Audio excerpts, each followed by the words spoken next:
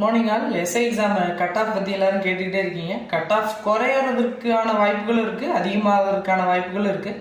குறையறதுக்கான வாய்ப்புகள் என்னென்ன இருக்குன்னு பார்த்தீங்கன்னா, ப்ரீவியஸ் இயரோட கொஸ்டின் டஃப்பு, இன்னொன்று வேகன்சி ப்ரீவியஸ் இயரை விட டபுள் மடங்காக கேட்டிருக்காங்க, அது ஒன்று. மூணாவது, கேண்டிடேட்ஸ் வந்து 70% கேண்டிடேட்ஸ் தான் அட்டன் பண்ணியிருக்காங்க, 30% ஆப்சன்டீஸ், அதனால் குறையறதுக்கு வாய்ப்பு இருக்குது. அதிகமாகிறதுக்கான வாய்ப்புகளும் இருக்குது. ஏன்னா ஃபிசிக்கலி இதில் ஃபிட்னஸ் இல்லாமல் எஸ்ஐக்காக ட்ரீமில் வந்து எக்ஸாம் எழுதுறவங்கள விட டிஎன்பிஎஸ்சி ஸ்டூடெண்ட்ஸு மற்ற எக்ஸாமுக்கு ப்ரிப்பேர் பண்ண ஸ்டூடெண்ட்ஸ் எல்லாரும் எழுதியிருக்காங்க. அதனால ஆட்டோமேட்டிக்காக வந்து கட் ஆஃப் வந்து இன்க்ரீஸ் ஆகிறதுக்கும் சான்சஸ் இருக்குது.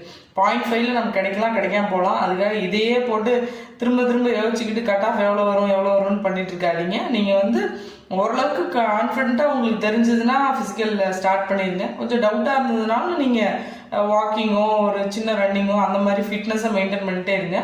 All the best. தேங்க்யூ.